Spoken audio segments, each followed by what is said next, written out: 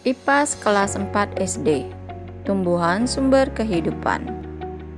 Kita akan belajar bagian-bagian tumbuhan dan fungsinya. Tumbuhan sumber kehidupan.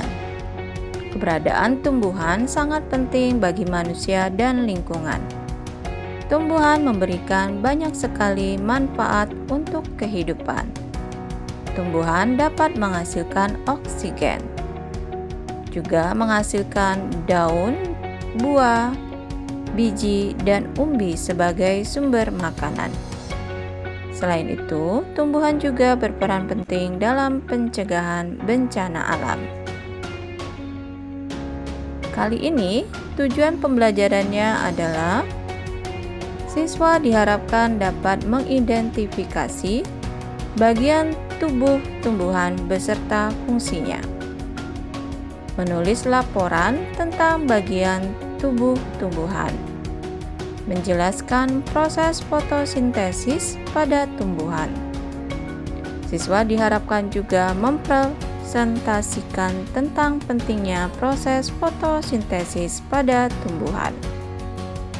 Mengidentifikasi perkembangan tumbuhan dan dapat melaporkan proses penyerbukan bunga pada tumbuhan. Bagian-bagian tumbuhan dan fungsinya. Mari kita lihat. Tumbuhan memiliki ciri yang beragam, tetapi secara umum memiliki bagian-bagian yang sama. Untuk mempermudah mengenali dan mempelajari, tumbuhan dikelompokkan berdasarkan persamaan bentuk dan fungsi bagian-bagian tubuhnya. Perhatikan bagian-bagian utama tumbuhan berikut ini. Satu adalah bagian dari tubuh tumbuhan, yaitu bunga. Bunga merupakan bentuk modifikasi dari daun dan batang. Bunga berfungsi sebagai alat berkembang biakan tumbuhan. Bunga yang telah dibuahi akan membentuk biji yang menjadi calon individu atau menjadi tumbuhan baru. Biji biasanya dilindungi oleh buah. Nomor 2 adalah buah. Buah tempat menyimpan cadangan makanan dan melindungi biji di dalamnya. Yang ketiga adalah daun. Daun merupakan bagian tumbuhan berbentuk lembaran dan tumbuh pada cabang-cabang batang. Fungsinya sebagai tempat terjadinya fotosintesis. Nomor 4 adalah batang. Batang merupakan bagian tumbuhan yang berada di atas tanah. Fungsinya mengangkut air dan garam mineral dari akar ke daun serta mengangkut hasil fotosintesis ke seluruh bagian tumbuhan. Beberapa jenis batang berfungsi sebagai tempat cadangan makanan. Nomor 5 adalah akar. Akar merupakan bagian tumbuhan yang biasanya tertanam di dalam tanah. Fungsinya sebagai penopang tumbuhan, mengisap air dan zat hara dari dalam tanah, serta ada beberapa akar yang berfungsi sebagai tempat cadangan makanan. Mari kita pelajari lebih dalam bagian tubuh tumbuhan tersebut. Akar. Jika kalian gali sedikit tanah pada tumbuhan di dalam pot, kalian akan menemukan bagian tumbuhan yang disebut akar. Akar adalah bagian tumbuhan yang biasanya tertanam di dalam tanah. Fungsi akar bagi tumbuhan antara lain sebagai berikut: menyokong dan memperkokoh berdirinya tumbuhan, menyerap cairan dan garam-garam mineral atau zat-zat hara dari dalam tanah, mengangkut cairan dan zat-zat makanan yang sudah diserap ke seluruh bagian tumbuhan. Pada beberapa jenis tumbuhan, akar digunakan sebagai tempat cadangan makanan. Berdasarkan bentuknya, akar dibedakan menjadi akar serabut dan akar tunggang. Akar serabut. Akar serabut merupakan akar yang keluar dari pangkal batang utama dan umumnya bergerombol sebagai pengganti akar tunggang yang tidak berkembang. Akar tunggang merupakan akar utama yang tumbuh dari biji tegak ke bawah dan akar utama keluar cabang akar. Pada permukaan akar terdapat rambut-rambut akar yang berfungsi untuk memperluas daerah penyerapan air dan zat hara. Perhatikan pada gambar bentuk dari rambut-rambut akar.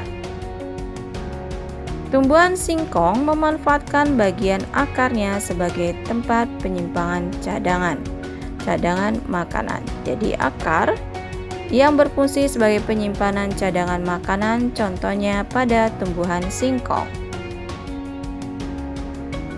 Terlihat singkong akarnya terlihat besar. Sekarang kita belajar tentang batang lebih dalam. Batang memiliki fungsi untuk menopang bagian tumbuhan yang berada di atas permukaan tanah. Terdapat dua jenis batang, yaitu batang berkayu dan batang basah. Batang berkayu adalah batang yang bertekstur keras dan kaku. Di dalam batang berkayu juga mengandung kambium. Kambium adalah lapisan pada batang yang berfungsi untuk memperbanyak sel sehingga batang membesar.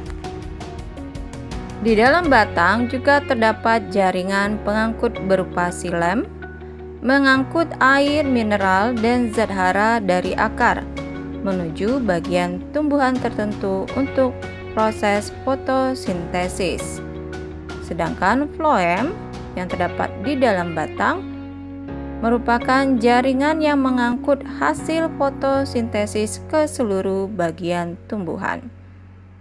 Perhatikan pada gambar jaringan floem dan xilem. Usia tumbuhan berkayu dapat diketahui dengan banyaknya lingkaran tahun. Lingkaran tahun berbentuk karena pelebaran batang. Pelebaran batang terjadi karena adanya aktivitas kambium. Yang kedua, batang basah. Batang yang bertekstur lunak karena mengandung banyak air, serta mudah roboh dan patah. Ciri khasnya, batang basah tidak memiliki kambium seperti pada batang berkayu. Tumbuhan berbatang basah dikenal dengan sebutan tumbuhan herba atau terna. Seledri merupakan contoh tumbuhan batang basah. Batangnya bertekstur lunak dan mudah patah. Sekarang mari kita pelajari tentang daun. Daun merupakan bagian tumbuhan yang berbentuk lembaran. Daun biasanya berwarna hijau karena mengandung klorofil atau zat hijau daun. Klorofil yang terdapat di dalam kloroplas dapat menyerap energi cahaya matahari. Energi tersebut digunakan untuk fotosintesis. Fotosintesis menghasilkan bahan makanan dan oksigen. Daun memiliki bagian-bagian terdiri atas tangkai daun, tulang daun, dan lembaran daun atau helai daun.